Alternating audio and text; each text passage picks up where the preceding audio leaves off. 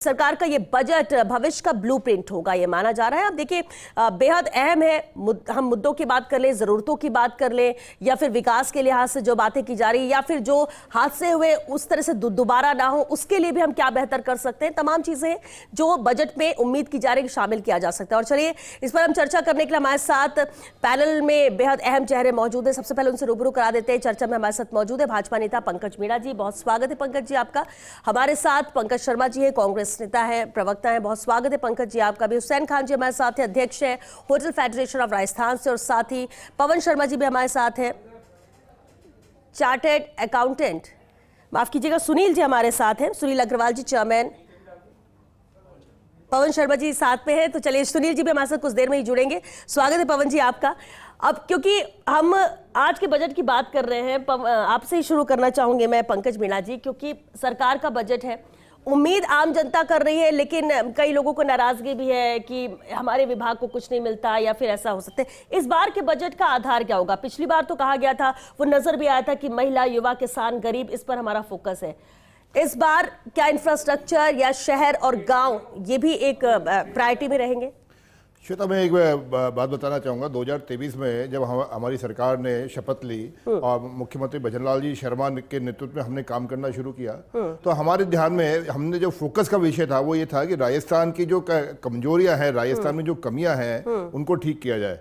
अगर हम किसी भी से भी पूछेंगे तो राजस्थान की जो सबसे कठिन समस्याएं हैं वो यहाँ पेयजल और दूसरा किसानों को बिजली और उद्योगों को बिजली। अब ये याद करिए कि हमारे पहले वर्ष में ही, हमारे शासन के पहले वर्ष में ही मुख्यमंत्री भजनलाल जी शर्मा ने हमको आत्मनिर्भर बनाने की और प्रयास किया। बिजली के मामले में हमने बिजली के लेके एमओयू की है, बिजली के उत्पादन की दिशा में हमने काम बढ़ाया। और अब आश्चर्य देखिए कि विपक्ष इस बात की हमारी तारीफ करने की जगह अभी ये कहता है कि बिजली सरप्लस हो रही राजस्थान में। तो मैं तो इस बात को भी तारीफ के रूप में लेता हूं कि पीसीसी अध्यक्ष अगर ये बोलते हैं कि बिजली सरप्लस है, ज्यादा उत्पादन की आवश्यकता क्या है, तो ये भी मैं समझता हूँ कि मुख्यमंत्री भजनलाल शर्मा जी का पीठ थपथपाने के समान ही है। दूसरी जो यहाँ राजस्थान की बड़ी समस्या जल की थी। आप ये देखिए कि शेखावटी का क्षेत्र 20 साल से पेयजल के लिए महरूम है। हमारे राजस्थान में बहुत सारे जिले ऐसे हैं जो 5-5, 7-7 दिन में एक बार पानी आता है, 1 घंटे के लिए। ये हमारा मुख्य विषय था काम करने का, और इसमें हमने काम किया। पहले ही साल में हमने जहां 13 जिलों के लिए रामजल सेतु का काम प्रारंभ किया, तो वहीं शेखावटी के 3 जिलों के लिए हमने गंगा यमुना जल समझौते को धरातल पर लाने का काम किया। और मैं आपको पूरे विश्वास के साथ कहता हूं कि इसी कार्यकाल में अंदर शेखावटी के 3 जिलों को प्लस रामजल सेतु से जुड़ने वाले 13 जिलों को पेयजल उपलब्ध होने का काम अवश्य रूप से हम सबके बीच में होगा। यानी सड़क, बिजली, पानी, सड़क, बिजली, पानी, तंत्र को मजबूत और ज्यादा मजबूत करना। मैं राजस्थान के 8 करोड़ जनता के एक सेक्टर की ओर आपके कुछ कम समय में याद दिलाना चाहूंगा। अगर हम इसकी बात करें, किसान और आम जनता के बाद में बात करें, तो राजस्थान उद्योगों से बड़ा एक बहुत संभावना वाला प्रदेश है। आप ये देखिए, राइजिंग राजस्थान के माध्यम से हमने 35 लाख करोड़ के एमओयू किए, और उन 35 लाख करोड़ के एमओयू में से 8 लाख करोड़ के अब तक के एमओयू धरातल पर आ चुके हैं, काम प्रारंभ हो चुका है। मैं ये 8 लाख करोड़ रुपए आप इसको तुलना करेंगे तो इस प्रकार से देखिए कि अब तक राजस्थान में जो प्रयास हुए, पिछले 50 साल के अंदर राजस्थान में जो प्रयास हुए, वो कोई भी योजना, कोई भी राइजिंग राजस्थान जैसे कार्यक्रम 1 लाख करोड़ से ज्यादा नहीं हुए। एक साथ 8 लाख करोड़ रुपए का काम प्रारंभ होना, मुझे लगता है कि भजनलाल शर्मा जी का सबसे महत्वपूर्ण प्रोजेक्ट था। उनका क्या कहना चाहिए, सपने का प्रोजेक्ट था जो धरातल पे आता नजर आ रहा है। ठीक है, चलिए, आपने एक तस्वीर पंकज मीणा जी आपने बताई, पंकज शर्मा जी भी हमारे साथ हैं, कांग्रेस प्रवक्ता है।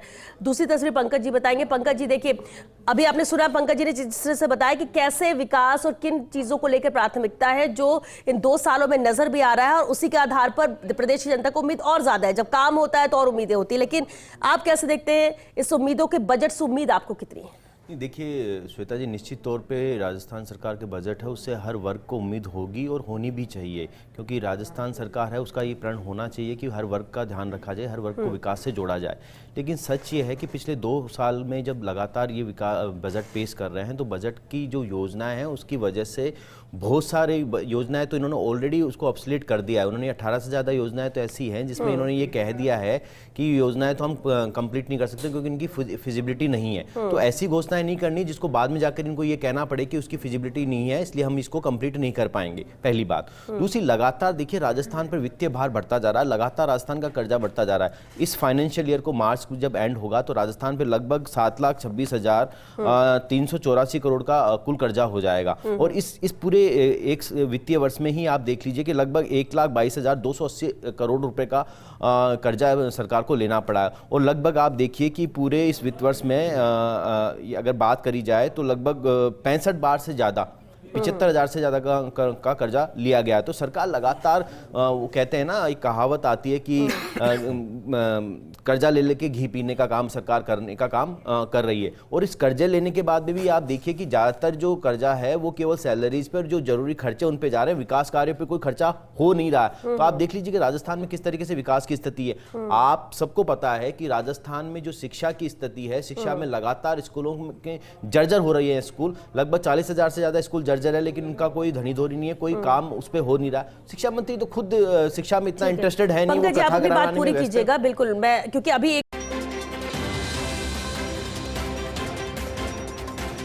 तो राजस्थान का बजट आज पेश होगा। उप मुख्यमंत्री और वित्त मंत्री दिया कुमारी बजट पेश करेंगे ठीक सुबह 11 बजे। मुख्यमंत्री भजनलाल शर्मा इस बार भी प्रदेश को कई सौगातें देंगे, ऐसी उम्मीद जताई जा रही है। तीसरा बजट है, अहम बजट है, जहां जयपुर रिंग रोड के दूसरे फेज को लेकर भी घोषणा इस बजट में हो सकती है। आगरा रोड से दिल्ली रोड को जोड़ने के लिए सेकंड रिंग रोड बनाने की भी घोषणा यहां पर संभव है।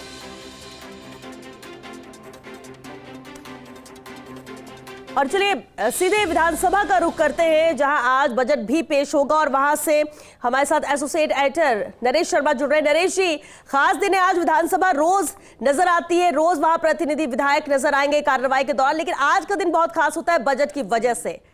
अपडेट चाहेंगे कि कब तक वहां पर हलचल शुरू होगी या फिर हलचल शुरू हो चुकी है?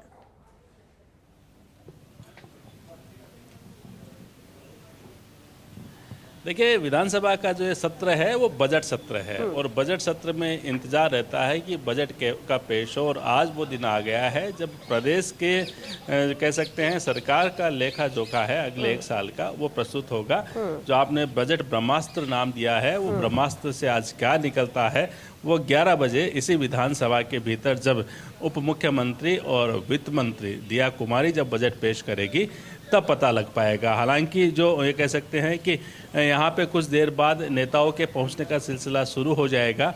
पक्ष हो या विपक्ष के जो विधायक है, जो मंत्री है, इसके अलावा वो यहाँ पहुँचेंगे और करीब ये माना जा रहा है कि 11:15 बजे के लगभग जो है वो मुख्यमंत्री यानी सदन के नेता यहाँ पहुँचेंगे और उसी समय लगभग जो दिया कुमारी है वो बजट की जो ब्रीफकेस लिए हुए है वो विधानसभा में पहुँचेगी। बहरहाल इंतजार जो है वो इसी बात का रहेगा कि आज प्रदेश की जनता के लिए क्या तोहफे इस बजट से निकलते हैं, क्या घोषणाएं होती है, चाहे राजधानी जयपुर हो या जो संभाग मुख्यालय या छोटे गाँव कस्बे, उनके लिए सरकार ने क्या सोचा है, क्या उनके लिए प्लानिंग बनाई है और जो कह सकते हैं कि चुनावी घोषणा थी, उन चुनावी घोषणा को पूरा करते हुए क्या उनका समावेश आज के इस बजट में होता है। युवाओं के लिए क्या मिलेगा, क्योंकि देखिए युवा चाहते हैं नौकरी, किसान चाहते हैं मदद सरकार से और व्यापारी चाहते हैं एक भरोसा सरकार से। तो इन तीनों चीज़ों का क्या समावेश होता है, नौकरियां चाहे प्राइवेट हो चाहे सरकारी हो, उन दोनों ही क्षेत्रों की हम बात कर ले तो किस तरह सरकार ने खाका खींचा है, क्योंकि लगातार सरकार ने घोषणा की है कि नौकरियां दी जा रही है, भर्तियां चल रही है, लेकिन आने वाले वर्ष के लिए क्या रहेगा ये भी देखना होगा, किसानों के लिए क्या है और खासकर व्यापारियों को सरकार किस तरह से संबल देना चाहती है, किस तरह से उनको भरोसा देना चाहती है।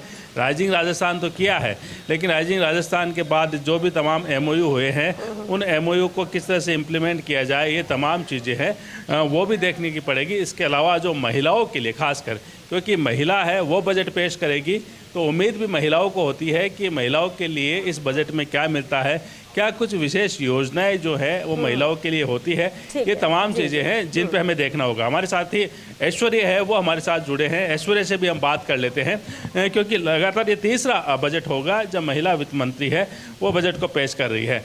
ऐश्वर्य, आज जो है एक तरह से कहे कि सरकार का लेखा जोखा भी और राजस्थान का भविष्य की जो एक कह सकते नई इबारत है वो भी लिखी जाएगी, लेकिन सबसे ज़्यादा महत्वपूर्ण है महिला वित्त मंत्री है, महिला उप मुख्यमंत्री है जो बजट पेश करेगी, इसलिए महिलाओं को सबसे ज़्यादा अपेक्षा होती है कि उनके लिए तो कुछ अलग होना ही चाहिए। देखिए, महिलाओं के लिए खास तो होने की उम्मीद है ही, क्योंकि प्रधानमंत्री नरेंद्र मोदी सीधे तौर पर जो भी भारतीय जनता पार्टी शासित राज्य हैं उन राज्यों में महिलाओं की विभिन्न योजनाओं के अलावा इस पर फोकस करते हैं कि टिकट भी महिलाओं को अच्छी संख्या में मिले और उनका प्रतिनिधित्व सही हो। यही कारण है कि महिला आरक्षण और ये सब कुछ सामने आया। लेकिन उसके अलावा सबसे बड़ी बात यह है कि इतने दिनों की जो तैयारी थी, इस बार के बजट से ये उम्मीद है कि इस बार के बजट में अमूमन घोषणा होती है कि साहब बस में फ्री कर देंगे, किराया कम कर देंगे, क्या इसी तरह की होगी या कुछ उनके भविष्य की एक कह सकते हैं ठोस परियोजना, कुछ योजना बनेगी? मैं इसी बात को लेकर आ रहा हूं कि महिलाओं के लिए कुछ ऐसी दो तरीके की योजनाएं होती है। एक तो सीधे तौर पर जो उनके दिमाग को हिट करे, जैसे रोडवेज की यात्रा फ्री, राखी पकड़ देते हैं तो महिलाओं में एक मैसेज जाता है। लेकिन उसके अलावा भी कई योजनाएं ऐसी होती है जो उन्हें आत्मनिर्भर बनाती है। उसे लेकर भले ही प्राथमिक तौर पर किसी को लगे नहीं, लेकिन बाद में याद आता है कि हाँ, ये योजना अच्छी थी, मुझे आत्मनिर्भर बनाया, मुझे कम दाम पर लोन दिया या मकान की रजिस्ट्री में मुझे राहत दी। इस तरीके के कई फैसले ऐसे होते हैं जो दीर्घकालिक लाभकारी होते हैं। और यहाँ मुख्यमंत्री इस बार ये तय मानकर चलिएगा कि मुख्यमंत्री और बालिकाओं को भी जोड़ लेते हैं, क्या शिक्षा का भी कुछ नहीं? बिल्कुल, दिया कुमारी और मुख्यमंत्री दोनों में जो चर्चा हुई है उसके आधार पर मैं ये कह सकता हूँ कि अब पूरे देश में स्थितियां बदल रही है। पहले जब चुनावी बजट जब आता था, जब चुनावी साल होता था, तो पिटारा भर के सब सरकारें देती थी। और ये तुमने देखा है, अशोक गहलोत को लगातार कवर करते हो, पूर्व में मुख्यमंत्री रहे हैं, उनके बजट भी देखे हैं। तो ऐसे में ये चीज तय है कि इस बार जो होगा वो चुनाव के दौरान जो बजट आता है उस तरीके का बजट होगा, क्योंकि इनके पास अब जो वक्त है वो लगभग 2.5 साल का है और अब मिड काल में सरकार चल रही है। तो मैसेज ऐसा देना चाहेगी जिस मैसेज के माध्यम से आम जनता के मन मस्तिष्क में एक अच्छी गहरी छाप छोड़ सके। बिल्कुल, इस चीज पर फोकस रहेगा। बोल रहे हो, फोकस रहेगा। तीसरा बजट है और ऐसे में आम जन को सीधे तौर पर हिट करे, उनके लाभ के तौर पर और उनसे फायदा मिले, ये आम जन भी उम्मीद करते हैं। नरेश जी, वापस आपका रुख करेंगे और अपडेट लेंगे क्योंकि विधानसभा से ही वो अहम तस्वीरें हैं जो आज देखने को मिलेगी। लेकिन पंकज, जिस वक्त मैंने आपको रोका था, आप अपनी बात पूरी कीजिए, हमारे कुछ और मेहमान भी है, उनका भी रुख करेंगे। देखिए, इसमें जो मैं आगे कह रहा था कि जो शिक्षा है, शिक्षा में लगातार सरकार को कहीं ना कहीं बजट बढ़ाना पड़ेगा। और जिस तरीके से हम सब लोग जानते हैं कि लगातार जो स्कूलों की जर्जर स्थिति है, 40,000 से ज़्यादा स्कूल ऐसे हैं जो जर्जर स्थिति में है, उन पर तत्काल रूप से काम होना चाहिए। झालावाड़ में जैसे हादसे हुए, उन हादसों को रोकने के लिए कुछ किया जाना चाहिए। उन हादसों के होने के बाद में इन्वेस्टिगेशन भी नहीं हो, सरकार का कोई नुमाइंदा भी नहीं गया। इसके अलावा आप देखिए कि जिस तरीके से लगातार टेक्नोलॉजी में हम आगे बढ़ रहे हैं, आर्टिफिशियल इंटेलिजेंस का दौर है, वहाँ पर कंप्यूटर लैब्स एस्टेब्लिश करने पड़ेंगे। कंप्यूटर लैब्स एस्टेब्लिश करने के साथ साथ आपको कंप्यूटर टीचर लगाने पड़ेंगे।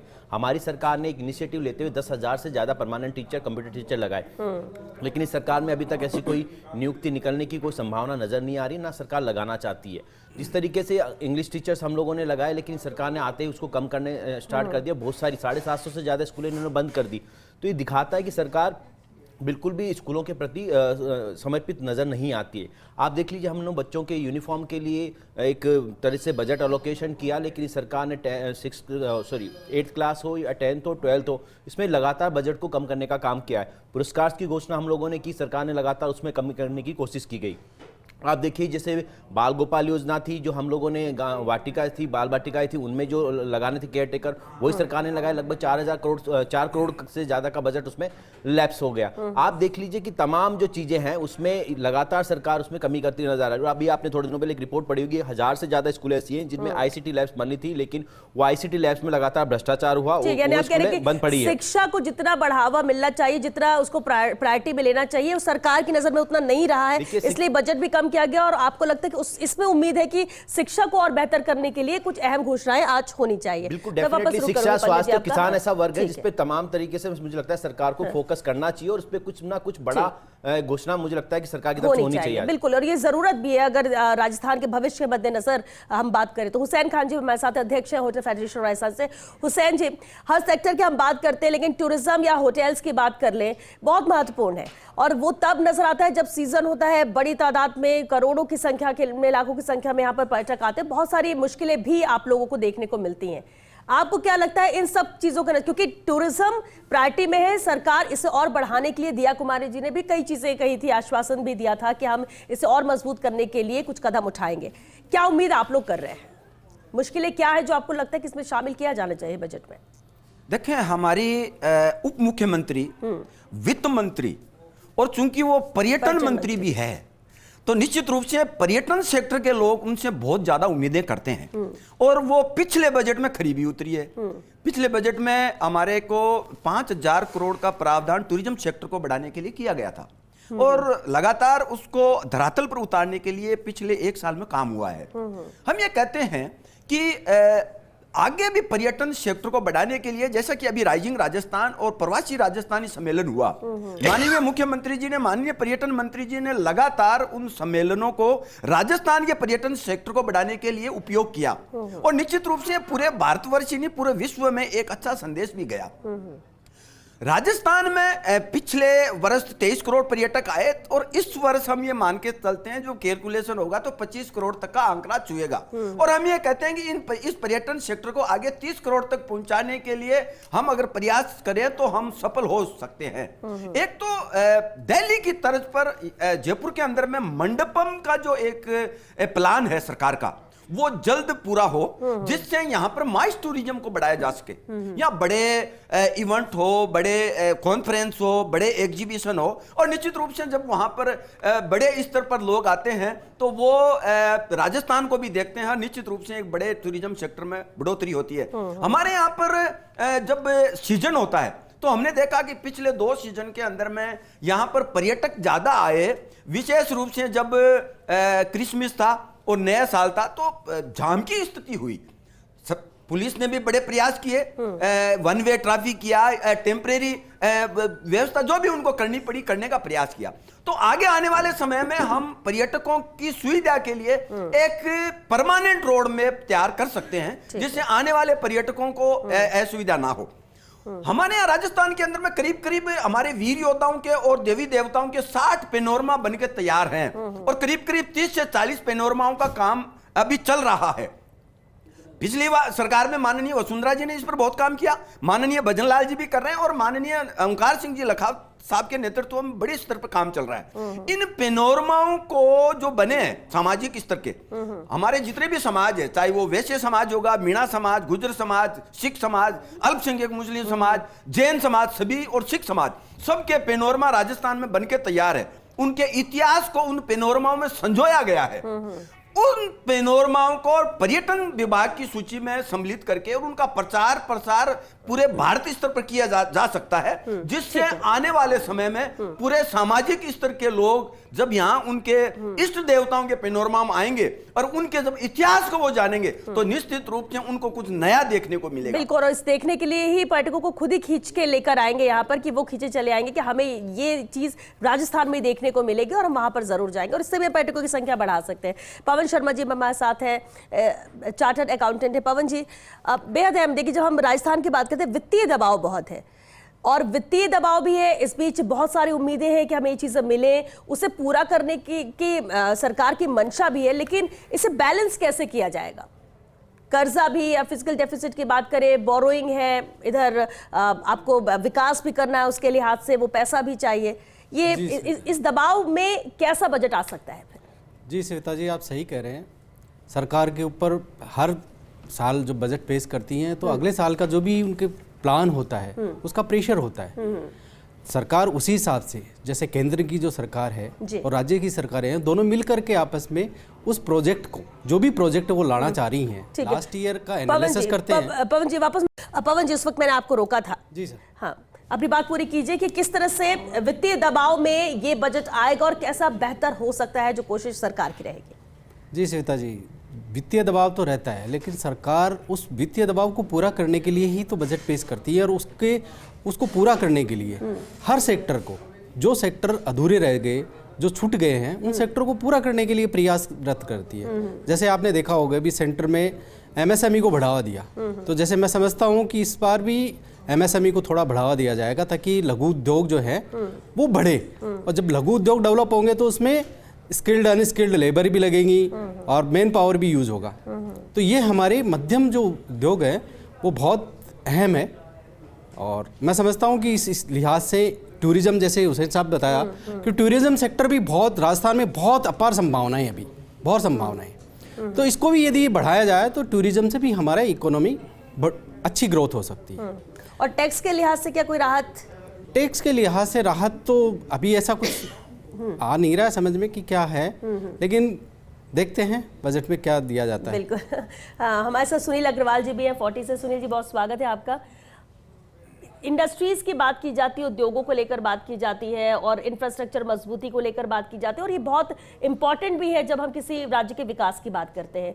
ऐसे में बजट से इस बार उम्मीद आप लोग क्या कर रहे हैं? और पिछले 2 बजट में जो घोषणाएं की गई हैं, क्या आपको लगता है कि हाँ वो संतुष्ट करने लायक थी इस सेक्टर के लिए, और उम्मीद अभी भी और ज्यादा है? श्वेता जी नमस्कार, आपके चैनल के माध्यम से और प्रदेशवासियों को बजट्स के आने के पहले की अग्रिम शुभकामनाएं। जी, देखिए, इस बार दिया कुमारी जी 30वां बजट पेश करिए, निर्मला सीतारमण जी ने 9वां बजट पेश किया, तो कहीं ना कहीं एक महिला शक्ति का एक समावीकरण अपने को दिखने को मिल रहा है। भजन लाल जी ने आते ही राइजिंग राजस्थान का जो कार्य किया उसको कहीं ना कहीं देखते हुए कि अब हम सोचना चाहिए कि उनका कहीं ना कहीं एक विजन राजस्थान को लेके एक अलग है। हमारा ये मानना है कि अब कहा जा रहा है कि 8 लाख करोड़ के एमओयू धरातल पर आ गए, लेकिन श्वेता जी क्या ये सत्य है कि 2 साल में धरातल पे 8 लाख करोड़ के एमओयू आ सकते हैं? एक बात, ये कदम तो सराहनीय है कि आपने पहले साल में यही कर दिया। भजन लाल जी की दूसरी उपलब्धि की भी अगर अपन बात करें तो उन्होंने कहीं ना कहीं बिजली के क्षेत्र पे बहुत अच्छा काम किया, सोलर पे बहुत अच्छा काम किया, बढ़ावा दिया गया, जिससे उद्योगों को और किसानों को भी रात में अब बिजली पूरी मिलने लग गई है। तो इसके लिए भी भजन लाल जी को धन्यवाद। दूसरी बात एक और कहेंगे कि उन्होंने पानी के क्षेत्र में भी बहुत अच्छा काम किया। तो कहीं ना कहीं इन चीज़ों को अगर देखा जाए तो इंडस्ट्री के इंफ्रास्ट्रक्चर से जोड़कर देखा जाना चाहिए कि कहीं ना कहीं राजस्थान में जो लैंड है, लैंड की कोई कमी नहीं है, लेकिन जो कमी देखी जाएगी इंफ्रास्ट्रक्चर में पानी और बिजली की एक मुख्यतः कमी देखी जाती है। अब तीसरी बात एक आती है, वो अपने को एक बड़ा जोर देखना चाहिए उसको कि स्किल डेवलपमेंट की जो लेबर है, आपने नरेगा योजना में सबको लगा दिया, लेकिन स्किल डेवलपमेंट के सेंटर्स को कहीं ना कहीं उद्योगों के साथ सीधा जोड़ा जाए कि वो अपने खुद के सेंटर चालू करें और वहाँ पर जो युवा तैयार होंगे वो उनको वहीं अपने यहाँ पे रोजगार दे दे। कहीं ना कहीं एक इसकी जो योजना है एक अलग से इनको तैयार करनी चाहिए। कहीं ना कहीं उसको अगर डायरेक्ट युवाओं को चाहे वो आईटी के सेक्टर से हो तो उसको उसमें ग्रोथ दिखनी चाहिए। एक और मैं हमेशा से 2 साल से कहता आ रहा हूँ कि जब अशोक गहलोत की सरकार थी 2011 में उन्होंने एक युवाओं के लिए स्पेशल कस्टमाइजेशन स्कीम निकाली थी, राजस्थान युवा उद्यमिता योजना। जो भी कोई युवा अपने कॉलेज से निकलता था तो घर वालों से, रिश्तेदारों से इतने से पैसे होते थे कि आप अपनी एक ज़मीन खरीद लो, उसके बाद इंफ्रास्ट्रक्चर के लिए उसके पास मशीनें लाने के लिए या मार्केट में उधारी देने के लिए इतने पैसे होते नहीं थे। लेकिन कहीं ना कहीं उन्होंने आरएफसी के माध्यम से युवाओं को ज़मीन जो थी बहुत लीज पे देने के उन्होंने काम किया और उसका जो पैसा बचा उसने कहीं ना कहीं इंफ्रास्ट्रक्चर और अपना सामान वामान में किया। तो कहीं ना कहीं एक कस्टमाइज पैकेज की युवाओं के लिए हम बात करेंगे कि रिप्स की हमेशा योजना में युवाओं के लिए कुछ स्पेशल आता नहीं है। तो उद्योगों को सीधे युवाओं को उद्योगों से जोड़ने के लिए कहीं ना कहीं हमारे मानना है कि एक कस्टमाइज पैकेज की भी इनको एक घोषणा करनी चाहिए। अब बाकी तो बजट जो आएगा उसमें देखते हैं क्या आता है युवाओं के लिए, किसानों को तो हमेशा ठीक है क्योंकि 1 लाख भर्ती की घोषणा भी संभव है ऐसा माना जा रहा है। लेकिन अब देखिए अभी सिर्फ संभावनाओं पर ही है और इसलिए कह रहे हैं कि इंतजार 11 बजे का जब बजट पेश करेंगी दिया कुमारी। चर्चा हम बजट पर कर रहे हैं क्योंकि बजट 11 बजे पेश होने वाला है, लेकिन उससे पहले हम पैनल का रुख करें, सीधे कोटा का रुख करते हैं। हम वहां से हमारे साथ रेजिडेंट एडिटर भंवर एस चारण जुड़े हैं। भंवर, उम्मीद पूरे प्रदेश को है लेकिन कोटा की खास बात है बच्चों से जुड़े हुए कई मामले और कई जरूरतें भी। ऐसे में कोटा को उम्मीद क्या है आज के इस बजट से?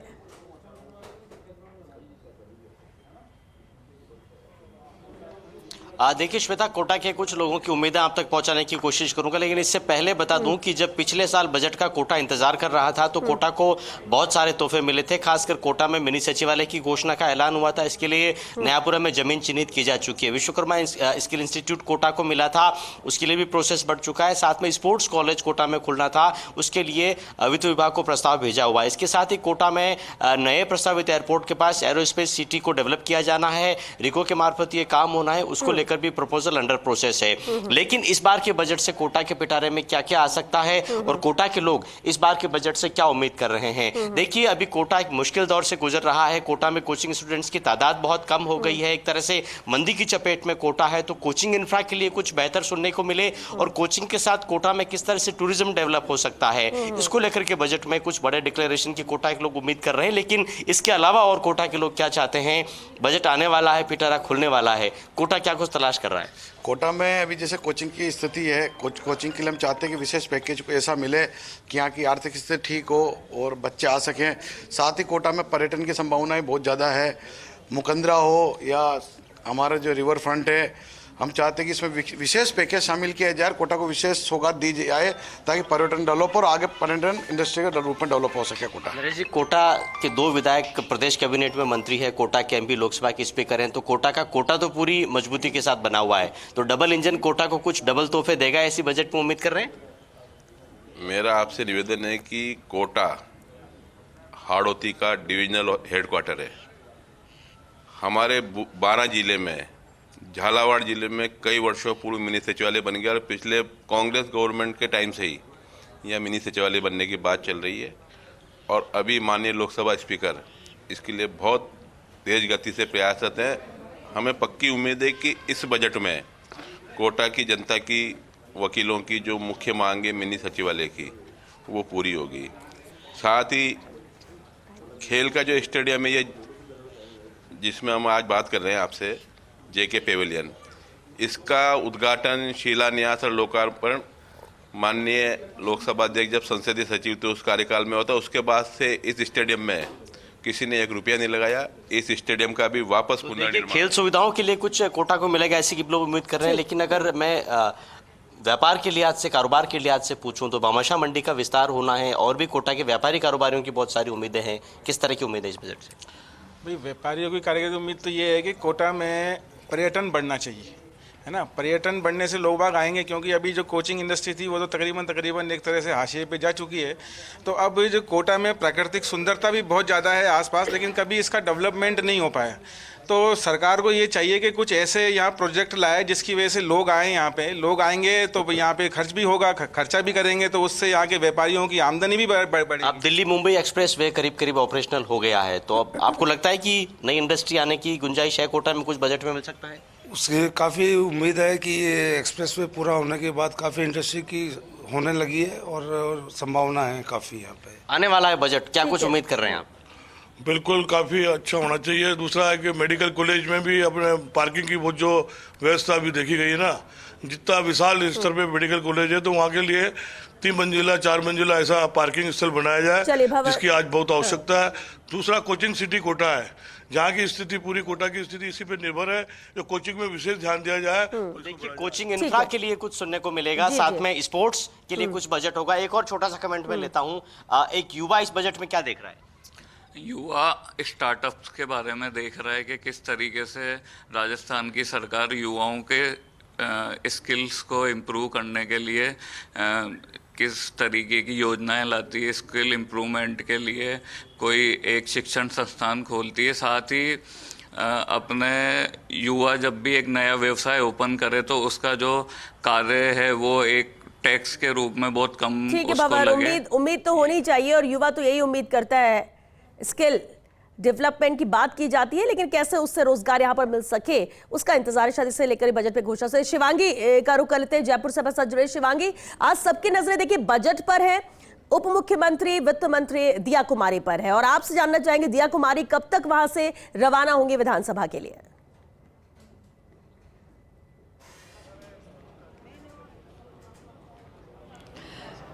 बिल्कुल श्वेता, देखिए भजनलाल सरकार का तीसरा बजट और ऐसे में काफ़ी खास हो जाता है आज का दिन, जब हमें पता है कि कुछ ही समय में दिया कुमारी सिटी पैलेस से रवाना होगी और यहाँ से विधानसभा जाएंगी। 11 बजे बजट पेश करने वाली हैं। राजस्थान की आर्थिक स्थिति को और बूस्ट देने वाला रोड मैप जो है आज हमें नजर आएगा, किस तरह से क्या क्या क्षेत्र पे सबसे ज़्यादा हाईलाइट्स दिए गए हैं, साथ ही किन किन क्षेत्रों के लिए बहुत ही अच्छी घोषणाएं आज करने वाली हैं दिया कुमारी।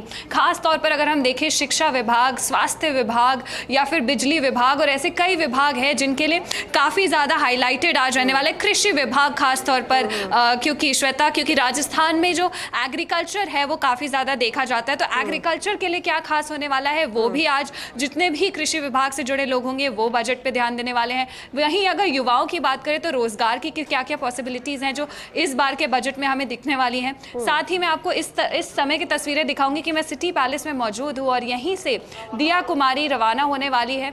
बहुत ही खास आज का बजट होने वाला है। क्या क्या राजस्थान के लिए इस साल के 2026-27 के बजट में होने वाला है, आम जनता के लिए क्या खास है, व्यापारियों के लिए क्या खास है, तो इस बार की हाइलाइट्स और इस बार के बजट के लिए से बहुत ज़्यादा उम्मीदें हैं कि किस तरह से दिया कुमारी, क्योंकि दिया कुमारी का पोर्टफोलियो भी बहुत स्ट्रांग है, डिप्टी सीएम भी है, साथ ही उनके पास जो विभाग है बहुत ही बड़े बड़े विभाग है, तो बहुत ही खास घोषणाएं हम पर्यटक विभाग के लिए भी हम एक्सपेक्ट कर रहे हैं कि दिया कुमारी देंगे, क्योंकि राजस्थान इस बार पर्यटक में भी बजट का पिटारा खुलेगा तो देखना होगा किस किस की उम्मीदें यहाँ पर पूरी होती है। आप नजर बना कर रखिए, वापस आपका रुख करेंगे और वो तस्वीरें भी दिखाएंगे जब दिया कुमारी यहाँ से रवाना होंगी। लेकिन फिलहाल क्योंकि हमारे साथ पैनल मौजूद है, चर्चा के लिए बेहद खास मेहमान मौजूद है, राजेश कोठारी जी भी हमारे साथ जुड़ चुके हैं, अर्थशास्त्री हैं। राजेश जी बहुत स्वागत है आपका। एक अहम सवाल है सर, हम बजट का इंतजार सब कर रहे हैं, बजट से उम्मीदें बहुत ज्यादा है, लेकिन सब अपने अपनी तरफ से सोच रहे हैं। मेरा सवाल यह है कि सरकार जिसे तीसरा बजट पेश करना है, जिसे सबकी उम्मीदों पर खरा उतरना है, बजट बैलेंस भी बनाना है, कर्जा भी बहुत है, देना भी बहुत कुछ चाहते हैं, इन सब के बीच में चैलेंजेस क्या रहने वाले हैं, कैसे पूरा होगा, कैसे उम्मीदों पर खरा बजट उतर सकता है, या फिर ये बजट कैसा रहने वाले हैं मौजूदा स्थिति के मद्देनजर? श्वेता जी, मैं अपनी बात जी एक कोट से शुरू करूंगा जो कहता है good politics and good economics can't go together. जो भी सरकार है जी, उसके सामने चुनौती अर्थ से ज्यादा अपने को बचाए रखने की है, अपने बहुमत को बचाए रखने की है। इसे सरकार चाहे ना चाहे उस बजट के अंदर क्या कहना चाहिए, पॉपुलिस्ट बजट का एक नज़र वो रखेगी। दूसरी ओर जब हम हार्ड फैक्ट्स की बात करते हैं, डेटा के आंकड़ों की बात करते हैं, और आंकड़ों में खूबसूरती क्या है, वो इमोशनलेस है, जैसा है वो वैसे आपको बताने की कोशिश करते हैं। सरकार के सामने मैं कहता हूं कि सबसे बड़ी चुनौती क्या है। अगर कोई मुझसे पूछे क्या एक्सपेक्ट करते हैं, मैं एक्सपेक्ट करता हूं कि सरकार इस बार कोई घोषणा नहीं करे, क्योंकि जो घोषणा अब तक सरकार पिछले 2-3 बजट में कर चुकी है, अभी तक सिर्फ 30% उसका क्रियान्वयन हो चुका है। 70% घोषणा तो अभी भी अदर जूल में किसी को पता नहीं क्या होने वाला है। दूसरी बात, जब हम आंकड़ों की बात करते हैं, भारतीय रिजर्व बैंक ये कहता है कि Rajasthan is high risk states. Rajasthan को सेफ नहीं है, इकोनॉमिक पॉइंट ऑफ व्यू से मैं बात कर रहा हूं आपको, मैं इज हाई रिस्क स्टेट्स। कैसे कि लास्ट ईयर सरकार ने शायद 40,000 करोड़ रुपया आरबीआई से लिया, ठीक है, करीब उसका 50% शायद विकास पे खर्च करा और बाकी 50% यहाँ वहाँ उड़ा दिया अपन लोगों ने। उसका खर्चा क्या हुआ, उसका कारण क्या हुआ कि आज हमारे वो फिस्कल डेफिसिट की बात करें, वो रेवेन्यू डेफिसिट की बात करें, और तो और आप जो भी इंडेक्स लेना चाहे उस पर राजस्थान बहुत पिछड़ा हुआ है। हम 11% से ग्रो कर रहे हैं, जबकि एवरेज इंडिया का एवरेज है 20%। फिस्कल डेफिसिट हमारा 4.3 है, होना चाहिए 3.5। अब ये मत कहिए हम विकास के लिए कर रहे हैं। और रेवेन्यू डेफिसिट तो श्वेता जी 0 होना चाहिए, एज पर एफआरबी में एक्ट था, वो आज के तारीख में 1.6 है। यानी यूँ कह लीजिए कि ये सरकार, मैं कहता हूँ, अच्छा एक बात और हम सुनने में आ रहा है कि सरकार 1 लाख लोगों को नौकरी देगी, ठीक है। हाँ। मैं एक सवाल उठाता हूँ, पैसा कहाँ से आएगा उसके लिए? एक बहुत पुरानी कहावत है, क्या है, वो पास में ही दाने अम्मा चली भुनाने, वो भुनाओगे कहाँ?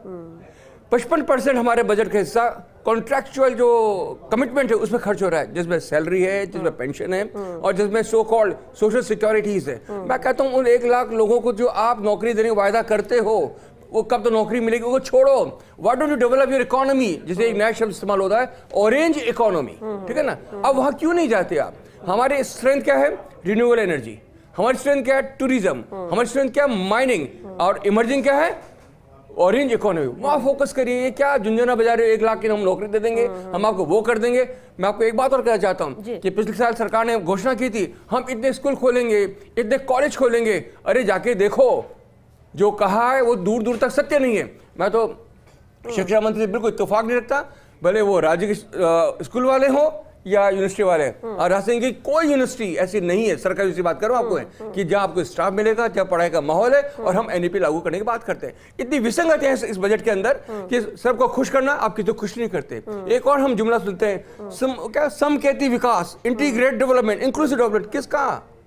अरे रुपया एक है, 50 मांगने वाले, एक को 2 पैसा दिया, एक को 2.5 रुपया दिया, विकास नहीं होता। This is time for big push.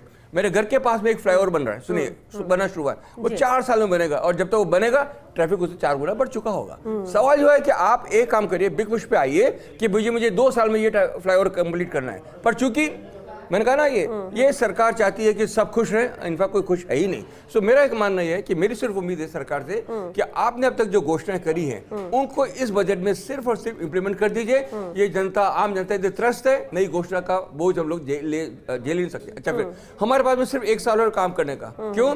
अभी आपके वो पंचायत के इलेक्शन होने वाले हैं, नगर निगम इलेक्शन होने वाले हैं, आपके वो क्या बोलते हैं, वो लग जाएगी, मतलब आचार संहिता लग जाएगी, आचार संहिता में आचार बड़ा अच्छा है, वो 6 महीने उस पर रुक जाएंगे, फिर अगले 6 महीने सरकार काम नहीं कर पाएगी, तो 5 साल की सरकार को मुश्किल से 3 साल काम करने का मौका मिलता है। शर्त यह है कि उसमें इलेक्शन बीच में ना। यानी आप ये कह रहे हैं कि नई घोषणाएं करने पर विराम लगा दिया जाए और जो की गई है उस पर पूरा करना, उसको इंप्लीमेंट करना, क्वालिटी सुधारने पर ध्यान दिया जाए। एक और दूसरा मैं चाहता हूँ सरकार को स्ट्रिक्टली फाइनेंशियल प्रूडेंस पे काम करना चाहिए। कैसे? जब सरकार बनी थी, आई थी, 100 करोड़ रुपया हमने उस जश्न माहौल पे खर्च कर दिया जिसका आज 1 पैसा रिटर्न नहीं मिल रहा। मैं आपसे सवाल पूछना चाहता हूँ, वो किसका पैसा है?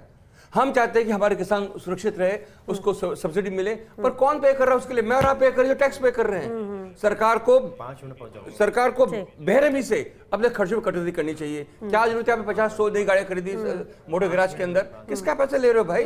ये जनता बेवकूफ नहीं है, जनता सब देखती है, और जब जनता जवाब देती है ताज और सिंहासन सब डोल जाते हैं। ठीक है, एक कमेंट इस पर पंकज मीना।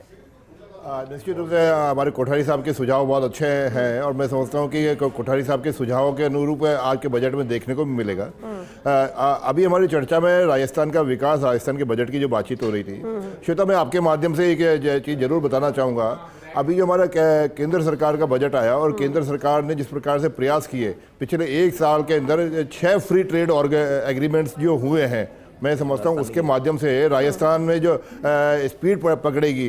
राजस्थान देखें तो सौर ऊर्जा के क्षेत्र में बहुत अग्रणी है। जिस प्रकार से फ्री ट्रेड एग्रीमेंट के माध्यम से टेक्सटाइल को जो एक बूम मिलने वाला है, और सबसे बड़ा राजस्थान में और जयपुर में जो ज्वेलरी एक्सपोर्ट होता है, इसमें पूरे हिंदुस्तान में एक बहुत बड़ा भाग राजस्थान का है। तो ये फ्री ट्रेड एग्रीमेंट, केंद्र सरकार का बजट और इन सब के माध्यम से राजस्थान एक बहुत तेज गति से विकास की ओर आगे बढ़ने वाला है, और ये सब आज हमको बजट में देखने को मिलेगा। कमेंट इस पे गुरहर जी, क्या केंद्र के बजट का रिफ्लेक्शन या एक्स्ट्रा फायदा कुछ राजस्थान को है, कुछ मददगार साबित होगा? श्वेता जी, बहुत ईमानदारी से कहूं, 20 या 15 सांसद बीजेपी के, स्पीकर बीजेपी के, 5 केंद्रीय मंत्री राजस्थान सरकार के, क्या मिला? ऊँट के मुंह में जीरा भी नहीं मिला उस बजट के अंदर। भाई कह रहे हैं कि वो कॉरिडोर, अरे आपको इतना ही राजस्थान से प्रेम था तो एक इंडस्ट्रियल कॉरिडोर राजस्थान को भी दे देते ना। आप डीएमएस के भरोसे बैठे हुए हो आप, ठीक है ना, वो कब पूरा मालूम ही चलता। सो मुझे नहीं लगता है कि वो जो सरकार, और फिर केंद्र सरकार ने खुद 12 लाख करोड़ के बजट को घाटे को लेके बैठी हुई है, आई मीन, ठीक है। सो मुझे नहीं लगता कि केंद्र सरकार की कोई नीति उस बजट में ऐसी थी जो राजस्थान को एक सपोर्ट करने की स्थिति में हो। मेरे ख्याल से आज राजस्थान सरकार का फोकस, जब 1 पॉइंट, कोई मुझसे पूछे क्या फोकस होना चाहिए, इंक्रीज रेवेन्यू। आप डिस्कॉम की बात कीजिए, 65,000 करोड़ के घाटे पे हम लोग बैठे हुए हैं, ठीक है। हमारा जो पावर सेक्टर है वो सिर्फ और सिर्फ क्या कहना चाहिए, 20 से 40%, 50% के कैपेसिटी पे काम कर रहा है, करना चाहिए 83% के ऊपर। 20% के ट्रांसमिशन लॉस पर हम लोग बैठे हुए हैं। आप कैसे विकास की बात करते हो? सिर्फ और सिर्फ वो आप खुद ही अपने गाल थपथपा लेते हो। तो तात्पर्य है श्वेता जी कि अगर आप हार्ड इकोनॉमी की बात करते हो, हम बहुत पिछड़े हुए हैं। आप गुजरात देख लीजिए, जहाँ हमारी बीजेपी आपकी सरकार है, वो हमसे कहाँ आगे। आप एमपी देख लीजिए, वो कहाँ हमसे आगे। और तो और आसाम देख लीजिए, जहाँ ग्रोथ रेट 45% है और हम 11% में खुश हो रहे हैं। यार आप कह रहे कहीं ना कहीं कुछ तो कमी है जो राजस्थान की पोजीशन है। पंकज जी, एक कमेंट चाहेंगे शॉर्ट में। देखिए, सबसे बड़ी बात है कि जो योजना है उन पे काम होना चाहिए। देखिए, रिफाइनरी की योजना थी, उस पर लगभग इन्होंने 2014 से 18 तक उसको रिव्यू में डाले रखा, और उसकी परिणति है कि आज उसका बजट बढ़ के लगभग 80,000 करोड़ हो गया, और अभी भी वो फाइनलाइजेशन स्टेज में नहीं है। तो ऐसी तमाम योजनाएं, भले रिफाइनरी की बात करो, ERCP योजना, इन्होंने बड़े बड़े दावे किए कि राष्ट्रीय परियोजना घोषित करेंगे, लेकिन संसद में इन्होंने, जो केंद्र सरकार, उन्होंने साफ साफ कह दिया कि कोई राष्ट्रीय परियोजना बनाने की उनकी नीति नहीं है, ना कोई ऐसी योजना है। तो वो एक तरीके से क्लियर सामने आ गया है, और उस पर अभी तक कोई काम हुआ नहीं। तो केवल घड़े का पानी चेंज करने से काम नहीं होगा, उस पर इम्प्लीमेंटेशन करना पड़ेगा, ये सरकार को सुनिश्चित करना चाहिए। बिल्कुल बिल्कुल ठीक है, और अहम पॉइंट है क्योंकि हम सिर्फ कागजों तक सीमित नहीं रह सकते, हम घोषणाओं तक सीमित नहीं रह सकते, जमीन पे हम कितना कर पा रहे हैं, कितना एग्जीक्यूशन हो रहा है, और जो हो रहा है उसकी मॉनिटरिंग भी हो रही नहीं, ये भी बेहद जरूरी, उतना ही जरूरी जितनी की घोषणाएं हैं जो आप या बजट में की जाती है। वापस चर्चा का रुख करेंगे, विधानसभा का रुख कर लेते हैं, वहां से हमारे सहयोगी एसोसिएटर ऐश्वर्य प्रधान भी जुड़ चुके हैं। ऐश्वर्य जी, अपडेट जरूर चाहेंगे विधानसभा से, क्योंकि नजरें विधानसभा में टिकी है फिलहाल, क्या कुछ और जानकारी वहां से?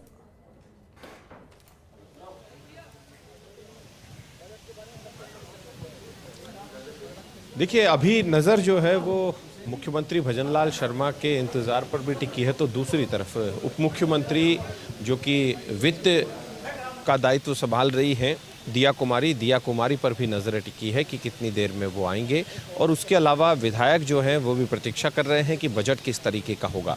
यहाँ पर विधायक जो है वो मुख्यमंत्री का स्वागत करेंगे, मुख्यमंत्री थोड़ी देर बाद यहाँ पर पहुँच जाएंगे।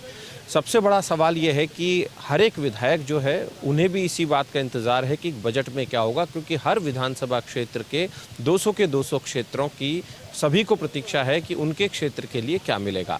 हालांकि कुछ योजनाएं ऐसी होती है जो संपूर्ण राजस्थान के लिए होती है, लेकिन जो उनके क्षेत्र में चर्चा का विषय बनती है वो विधानसभा क्षेत्र में ही चर्चा का विषय बनती है।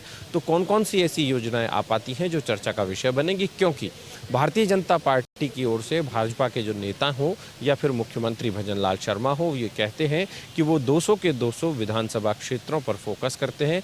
भले ही उनकी पार्टी का कोई विधायक जीता या नहीं जीता, उनका फोकस 200 की 200 सीटों पर रहता है। तो ऐसे में, और एक और बड़ा सवाल है श्वेता आज यहाँ पर कि लगातार हम देख रहे थे कि पूर्व मुख्यमंत्री जिनमें कि वसुंधरा राजे और अशोक गहलोत हैं, तो दूसरी तरफ पीसीसी के चीफ रहे सचिन पायलट, ये आज आते हैं या नहीं आते, तीनों दिग्गजों की इंतज़ार सभी को रहेगा। अभी विधानसभा में आज का जो दिन है, आज सदस्यों की संख्या कितनी रहती है? सिद्धि कुमारी विधानसभा में संभवतया, जहाँ तक मेरी जानकारी है, मुश्किल से इस बार की भी विधानसभा में, या जब से वो विधायक बनी पिछले बार की विधानसभा में, उससे पिछली बार की विधानसभा में उंगलियों पर गिन ले इतने दिन आई होगी, 5 या 10 दिन, 11 दिन, इससे ज़्यादा नहीं आई। तो आज क्या वो भी आएंगी या नहीं आएंगी, कौन कौन विधायक आज मौजूद रहेंगे, इसको लेकर इंतज़ार रहेगा। और उसके अलावा दूसरी एक सबसे बड़ी बात यहाँ पर यह दिखती है कि कांग्रेस जो है वो इस बजट को किस तरीके से देखती है, कांग्रेस इस बजट को लेकर क्या उम्मीदें करती है। क्योंकि एक चीज़ तो तय है कि विपक्ष है, विपक्ष सरकार को घेरता है, विपक्ष का काम भी होता है, जो कमियां होती है उन्हें गिनाया जाता है। तो ऐसे में विपक्ष किन कमियों को गिनाएगा, किन मुद्दों के आधार पर घेरेगा, क्या विधानसभा के ही मुद्दे होंगे या राजस्थान के मुद्दे होंगे या राजस्थान से बाहर के ऐसे मुद्दे होंगे जिनके आधार पर घेरा जाएगा, इस बात की भी प्रतीक्षा रहेगी। तो आज का जो दिन है वो इसलिए भी महत्वपूर्ण हो जाता है कि आज के दिन में सभी जो बातें हैं वो सभी की सभी बातें जो लगातार की जा रही थी पिछले 1 साल से कि उनके क्षेत्र को ये दिया जाए, उनके क्षेत्र को ये दिया जाए, वो सामने आएंगी कि किस क्षेत्र को क्या मिला है। और सभी वर्गों पर फोकस करने की बात आती है, जिनमें मुझे जो लगता है, जो मोटे तौर पर हम देखते हैं, महिला और युवा पर फोकस रहने वाला है। क्योंकि जी बिल्कुल ऐश्वर्य, वापस आपका रुख करेंगे और भी अपडेट लेंगे विधानसभा में जिस तरह से विधायकों के भी पहुंचने का सिलसिला अब शुरू ही होने वाला है। लेकिन इस चर्चा लगातार कर रहे हैं, खास मेहमान हमारे साथ बने हुए हैं। मदन प्रजापति जी भी जुड़ चुके हैं हमारे साथ, बीजेपी प्रवक्ता है। मदन जी, अब देखिए उम्मीदें सबको हैं, आप भी कहेंगे कि सबको सब कुछ मिलेगा, लेकिन हर चीज संभव नहीं है। लेकिन एक बात है, रोजगार को लेकर बेरोजगारी बड़ा मुद्दा है और ऐसी संभावना जताई जा रही है कि 1 लाख युवाओं को नौकरी यहाँ पर दी जाएगी। ये संभव क्या वाकई में हो पाएगा या घोषणा तक ही रह जाएगा? क्योंकि कर्ज, बजट, खजाना सब कुछ देखते हुए ये अहम घोषणाएं भी होनी है और फिर अगर युवाओं को रोजगार देना है तो आगे तक की भी सोचनी होगी। कैसे होगा ये? देखिए श्वेता जी, माननीय मुख्यमंत्री भजनलाल शर्मा जी जो कहते हैं वो करते हैं और जो करते हैं ना वो ही कहते हैं। ये भारतीय जनता पार्टी की सरकार है, ये कोई 2 लोगों की कुश्ती रस्साकसी वाली सरकार नहीं जिसमें 5 साल के अंदर राजस्थान को गर्त में पहुंचा दिया। राजस्थान का कर्जा 38 लाख से ऊपर, ये माफ़ कीजिएगा, 5,79,000 करोड़ के कर्जे में ले जाने वाले थे। आज 2 साल के अंदर 8,000 करोड़ का राजस्व घाटा कम करने वाली भजनलाल जी की सरकार है। आप रोजगार की बात कर रहे हैं, हमने 1 लाख नियुक्ति पत्र दिए हैं, 1,54,000 प्रक्रिया दिन है और 1 लाख का 2026 का कैलेंडर जारी करने वाली ये भजनलाल जी की सरकार है। युवाओं को 3 लाख युवाओं को प्रशिक्षण, कौशल प्रशिक्षण दिया गया है और रोजगार के साधन उपलब्ध कराए जाएं। हमारी सरकारी नौकरी के अलावा भी हमने कहा है कि 2 लाख रोजगार हम प्राइवेट सेक्टर के अंदर भी देंगे। तो जो कहते हैं वो करते हैं। और रही घोषणाओं की बात, बजट के अंदर पिछले जो बजट था उसमें 2,718 घोषणाएं हमने करी थी, उसके अंदर से 2,434 90%, 2,434 घोषणाओं के ऊपर कार्य जारी है और कुछ का कार्य कंप्लीट हो गया, बाकी 90% घोषणाओं का कार्य पूर्ण हो गया। तीसरी चीज मैं अभी नेता प्रतिपक्ष, काम पूरा तो नहीं हुआ है, 90% कहाँ पूरा हुआ है? किसका पूरा? घोषणाओं की बात, घोषणाओं का ही बता रहा हूं मैं तो। रिकॉर्डेड सदन के अंदर माननीय मुख्यमंत्री जी ने बोला है। हाँ। और रिकॉर्डेड भाषण अगर चाहे तो कुछ कर ले। तीसरी चीज मैं राजेश जी के पास जाएंगे उससे कुछ कहना चाह रहे हैं राजेश। मैं मदन जी को करेक्ट कर दूं, 8,000 करोड़ का घाटा कम नहीं हुआ है। हमारा रेवेन्यू डेफिसिट आज की तारीख में 1.6% है, जो कि होना चाहिए 0.8। तो घाटा कम नहीं हुआ, घाटा बड़ा है। दूसरी बात, सिर्फ 30% घोषणाएं पूरी हुई है, वो भी पिछले 3 सालों के अंदर, और बाकी 70% की तो सिर्फ अभी घोषणाएं हुई है कि भाई फाइल अटकी पड़ी, फाइल में अटकी। सो धरातल की हम बात करते हैं, जो स्थिति विधानसभा में और जो ग्राउंड पे उसमें बहुत अंतर है। Please try to be honest with the common man. देखिए ये इनका व्यक्तिगत विचार है। विधानसभा के पटल पे कोई भी दस्तावेज टेबल किया जाता है या रखा जाता है तो उसका बाकायदा रिकॉर्ड होता है, और सिर्फ आप और मेरी टीवी डिबेट से विधानसभा शायद अलग होती है, और वहां अगर कोई भी चीज बोली गई है तो उसका सत्यता के आधार पे ही बोली जाती है। और सूबे के मुख्यमंत्री माननीय भजनलाल शर्मा जी ने टेबल किया तो उसमें सत्यता है। ये घोषणाओं की सरकार नहीं है। हो सकता है किसी का काम जारी है, किसी का काम हो रहा है और किसी का पूर्ण हो जाए, वो सब मिला के प्रोसेस मिला के वो भी। तीसरी चीज मैं बता दूं कि उम्मीद, राजस्थान की जनता को तो भारतीय जनता पार्टी की सरकार से उम्मीद है, लेकिन मुझे आज बहुत अच्छा लगा कि नेता प्रतिपक्ष टीकाराम जूली को भी हमारे से उम्मीद है। टीकाराम जूली जी भी कहते हैं कि अब बिजली मिल जाएगी, पानी मिल जाएगा, बिल्कुल तो मिलेगा ना, क्योंकि इनकी सरकार में तो इनकी सरकार के अंदर तो जल जीवन मिशन के अंदर घोटाला करके मंत्री जेल चला जाता था। भ्रष्टाचार की पराकाष्ठा अगर कहीं देखी गई थी तो पिछले 5 साल में अशोक गहलोत जी की सरकार के अंदर देखी गई थी। आप किसी चीज में भ्रष्टाचार देख लीजिए। आज 2 साल की सरकार है, कोई पेपर लीक के ऊपर हमारे ऊपर उंगली उठा दी।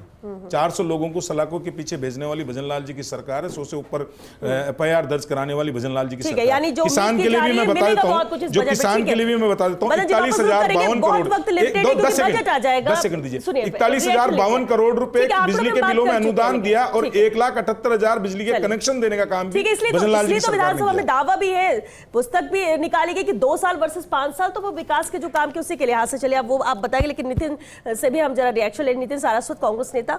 नितिन, आपने भी सुना अभी मदन जी ने क्या कहा। देखिए, कई चीजें हैं कि हाँ, घोषणाएं भी हुई हैं, कई काम प्रोसेस में है, जो घोषणाएं की गई है कई पूरी यहां पर हो चुकी है, लेकिन इसके साथ साथ नई घोषणाएं, नई उम्मीद आज के बजट से। देखिए, भारी भरकम शब्द, बड़बोली बातें, सेक चिल्ली के दावे और असलियत कुछ नहीं। असलियत है ढाक के 3 पात।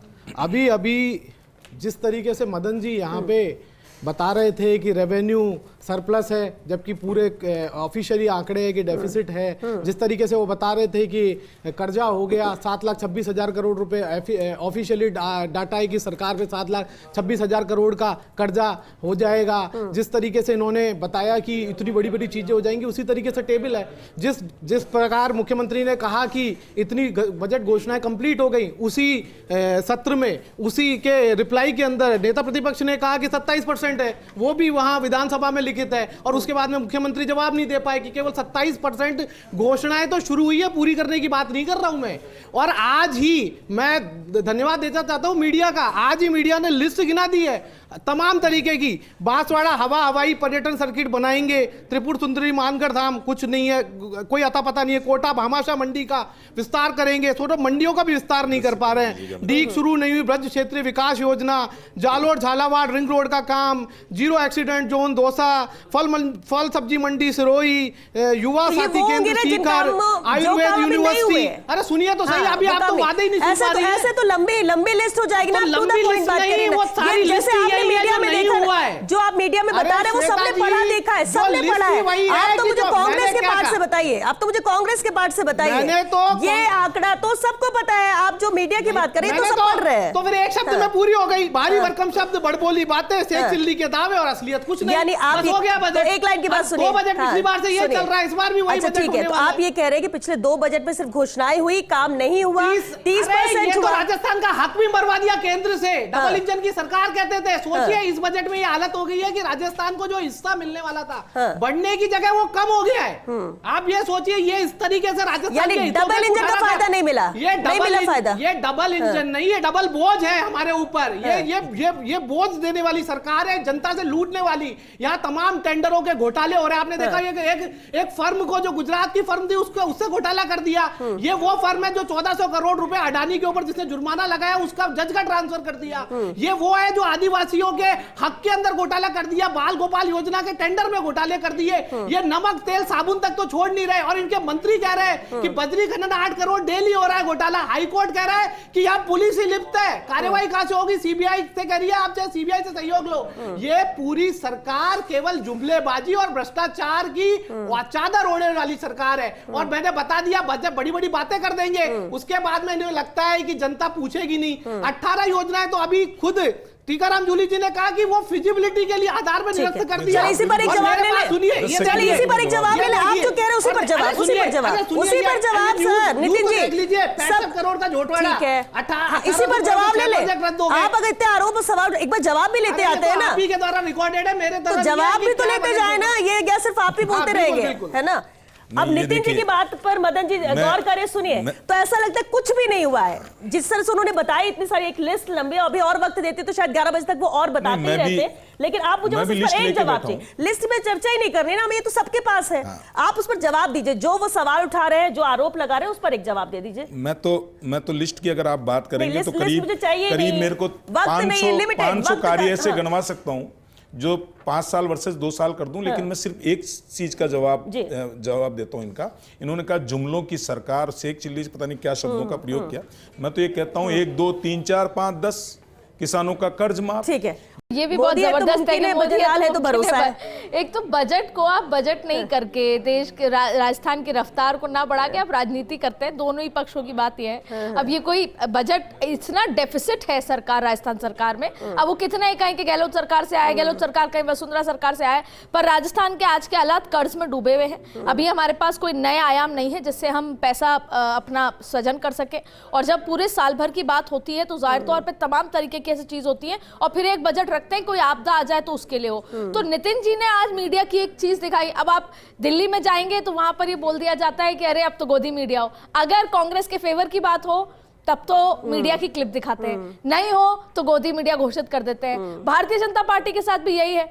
देखिए, सही मायने में डबल इंजन की सरकार का फायदा है, क्योंकि पहले बहुत कोशिश की गई लेकिन 13 जिलों को पानी नहीं मिल पाया। उसकी राजनीति की कोई भी वजह हो, अभी भी बात यह है कि आपके पास तो डबल इंजन की सरकार है, लेकिन ईआरसीपी का काम कितना हुआ आज तक इसका कोई लेखा जोखा ब्यौरा नहीं दे पाएगा। तो बेसिकली कुल मिला के बात यह है कि इस बजट से यही उम्मीद की जाती है कि जो कम से कम बेसिक चीजें हों, सड़क की, बिजली की, पानी की। 13 जिलों में पानी जब सूखा पड़ेगा, बहुत बारिश आएगी तो सड़क पे ड्रेनेज सिस्टम, बेसिक चीजें पूरी की जाए, यही इस बजट से हम उम्मीद करते हैं। और इसके अलावा इतना डेफिसिट है कि आप बहुत ज्यादा रियायतें तो नहीं दे सकते टैक्स के मामले में, जैसे आपने केंद्र में नहीं दे पाए। आपको कंट्रोल रखना पड़ेगा जिससे कि आप डेफिसिट भी ना बढ़ाएं। आप सिर्फ खुश कर, क्योंकि अगले 2 बजट तो सिर्फ चुनावी बजट होंगे, चौथे साल का, 5वें साल का, वो तो सिर्फ चुनावी बजट होगा। तो ये बजट बहुत सोच समझ के होगा, जिसमें आप कैसे मरम्मत कर पाए जो चीजों में जहां पर दिक्कत चल रही है, जिन सेक्टर्स में दिक्कत। ठीक है, एक कमेंट मदन जी, आप कुछ कहना चाहते हैं? जी ने जो बोला है कि ये सही है, गोदी मीडिया और नहीं है, लेकिन किसी भी भारतीय जनता पार्टी के किसी व्यक्ति को कभी मीडिया के ऊपर आरोप प्रत्यारोप लगाते हुए नहीं दिखता। हम मीडिया को बराबर उतना ही सम्मान देते हैं। ये लोकतंत्र का स्तंभ है और आपकी अभिव्यक्ति की आज़ादी है, जिसके अंदर आप सच सामने दिखाते हैं। कभी हमको पसंद आए या ना आए, लेकिन हम कभी इस तरीके के नहीं करते। लेकिन मैं इतना कह सकता हूँ आदित्य जी, आपको जो पिछले 2 साल के अंदर काम हुआ है, राजस्थान की सरकार ने जो कार्य किए, देखिए ये सरकार 5 साल के लिए चुनी गई है, 1 साल या 2 साल के लिए तो नहीं चुनी गई है। और मैं तो जो 5 साल के कार्यकाल के से हम तो 2 साल का इसलिए कर रहे हैं कि 2 साल में जो हमने सर, किया पर ये भी तो हुआ ही है ना कि आपने ईआरसीपी तब नहीं होने दिया कांग्रेस सरकार में, नहीं, और अब देखिए, जैसे आपके आए आप उसी नाम पे आए। नहीं, मैं आपकी इस बात से सहमत नहीं हूं कि हमने नहीं होने दिया। केंद्र सरकार में जल शक्ति मंत्री गजेंद्र सिंह शेखावत जी ने 19 बैठकें बुलाई, एक भी राजस्थान का प्रतिनिधित्व नहीं गया। मुख्यमंत्री अशोक गहलोत जी सिर्फ ईआरसीपी का राग अल्पना रहते थे, कोई डीपीआर का डी बना के नहीं भेजा उन्होंने। जो डीपीआर वसुंधरा जी ने बना के भेजी थी वो रिजेक्ट हो गई, तो उसके बाद नई डीपीआर बना के भेजना था। अभी भी नहीं डीपीआर बनाई, मैं बता रहा हूँ, कांग्रेस सरकार ने एफर्ट नहीं, कांग्रेस सरकार चाहती नहीं थी कि ईआरपी का कोई मुद्दा का समाधान, क्योंकि ईआरसीपी के माध्यम से पूर्वी राजस्थान, विधानसभा का रुख करते वहां से जुड़ रहे हैं नरेश शर्मा जी हमारे साथ। क्या कुछ कह रफीक खारूनी, सुनते हैं। मैंने कल भी बताया बहुत सारे साथियों को कि बहुत सारे क्षेत्रों में कटौती की गई है। जल जीवन मिशन में कटौती है, कृषि क्षेत्र में कटौती है, एजुकेशन में कटौती है, रूरल डेवलपमेंट में कटौती है। तो इस सब क्षेत्रों में जब कटौती है सेंटर में केंद्र सरकार के, तो स्टेट के अंदर ऐसा बजट आना इम्पॉसिबल सा है। और केंद्र सरकार की ये परिपाटी बन गई है कि इलेक्शन ओरिएंटेड बजट देते हैं। जहां जिस स्टेट में इलेक्शन होना होता है कमिंग ईयर में, वहां को ध्यान में रख के बजट दिया जाता है, तो बाकी स्टेटों को उसका नुकसान होता है, उसको उसका शेयर नहीं मिल पाता। राजस्थान अभी 2 साल और उम्मीद नहीं करे। राजस्थान केंद्र सरकार से उम्मीद करे 2028 के बजट में, 27-28 का बजट जब ये देंगे ना, तो उसमें उम्मीद करे राजस्थान कि उसमें हमारा 28 राजस्थान के लिए। अभी राजस्थान के लिए कुछ नहीं दिया गया दिल्ली से, तो यहाँ बड़ी लिमिटेशन है बजट की। राजस्थान को उम्मीद देखिए, विपक्ष का काम है आलोचना करना, लेकिन जिस तरह से अभी वित्त मंत्री को हमने सुना, सरकार के मंत्रियों को हमने सुना, उन्होंने कहा कि हर वर्ग का ध्यान रखा जाएगा और सबको बहुत कुछ। देखिए नरेश, उम्मीदें बहुत है, हालांकि चुनाव नहीं है लेकिन निकाय और पंचायत के चुनाव है, तो ऐसे में शहरी और गांव के जो इंफ्रास्ट्रक्चर है उसकी बहबूदी के लिए काम होगा। और अब तक की जो उपलब्धियां हैं उनको भी हम काबिल गौर करते हैं, क्योंकि उन उपलब्धियों को भी गिनाने का काम भजनलाल सरकार ने किया है। लेकिन युवाओं को, महिलाओं को, किसानों को, ये 3 वर्गों को समर्पित ये बजट होगा। इस तरह की पूरी कहा जा सकता है कि तैयारी राजस्थान की भजनलाल सरकार की है। और जो केंद्र से राजस्थान को जो पैसा मिलता है, अलग अलग मदों में जो पैसा मिलता है, उसका किस तरह से समायोजन हो, एक समावेशी राजस्थान का इस बजट के जरिए विकास हो, इस पर नरेश पूरी तरह केंद्रित होगा। और आपने जो बात कही अभी विपक्ष की, तो पिछली बार भी अब तक हमने जो बजट देखे हैं, पूरे 200 के 200 विधानसभा क्षेत्रों में दलगत राजनीति से ऊपर उठकर मुख्यमंत्री ने बजट देने का काम किया है। और इस बार भी कुछ ऐसे संकेत मिल रहे हैं, क्योंकि विपक्ष के विधायक भी मुख्यमंत्री से मिले हैं, उन्होंने भी अपनी डिमांड ने कहा भी था, सदन में भी कहा था कि जिस भी विधायक को जो भी उनकी प्रमुख मांगे हैं वो मिलकर वो दे सकते हैं, चाहे पक्ष के और विपक्ष के, उनका पूरा ध्यान रखा जाए। नरेश जी, सबसे बड़ी बात तो यही है कि मुख्यमंत्री पूरे प्रदेश का होता है, सदन का नेता होता है, तो वो तो ध्यान रखना ही चाहिए। 200 विधानसभा क्षेत्रों में जो सबसे बड़ी मांग जो प्रत्येक विधायक की आई है, जो लेटर्स मुख्यमंत्री को मिले हैं, उनमें सबसे ज़्यादा आई है कि हमारे यहाँ सड़क का निर्माण हो, हमारे यहाँ PSC को CSC में बदला जाए, हमारे यहाँ PSC खोली जाए, हमारे यहाँ पर पानी की कमी को दूर किया जाए। तो एक सबसे महत्वाकांक्षी प्रोजेक्ट जो रामजल सेतु के नाम से, उसमें किस तरह की प्रगति हुई है और आगे कितना बजट और उसको मिलेगा, वो बहुत महत्वपूर्ण रोल प्ले करेगा। यमुना जल समझौता जो सीकर, झुंझुनू, चूरू को पानी की जलदाय की योजना है, और इधर तकरीबन 1 दर्जन से अधिक जिलों के लिए ERCP का योजना है।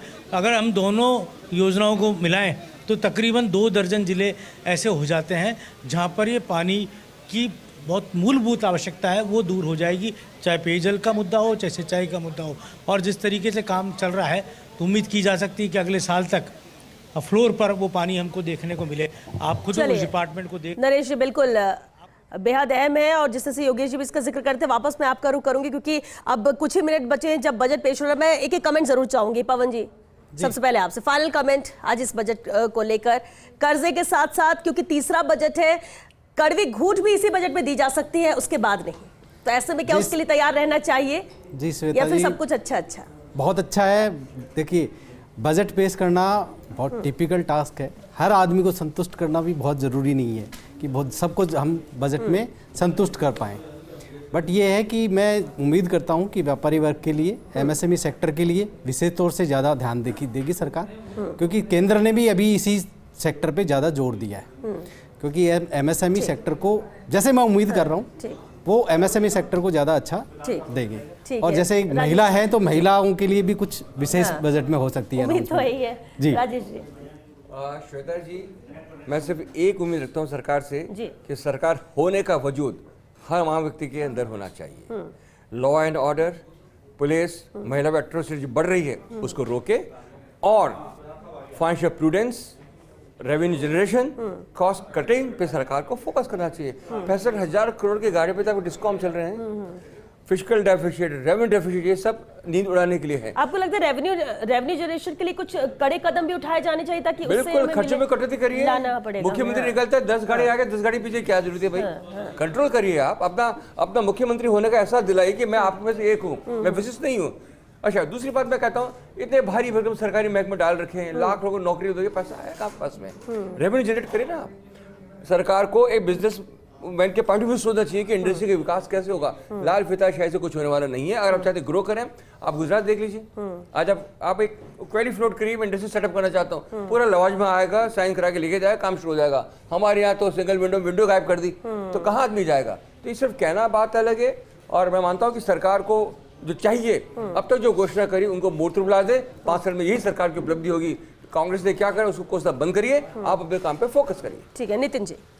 देखिए, मैं ये कहता हूं कि अब 2 बजट हो गए, तीसरा बजट आ रहा है। कम से कम जो आपने शुरुआत में कहा था कि पेट्रोल डीजल हरियाणा और गुजरात जैसा होगा, उसको कर दीजिए। 1200 रुपए किसान सम्मान निधि जो 2 साल की रह गई है उसको बोनस देके और आगे से 12,000 कर दीजिए।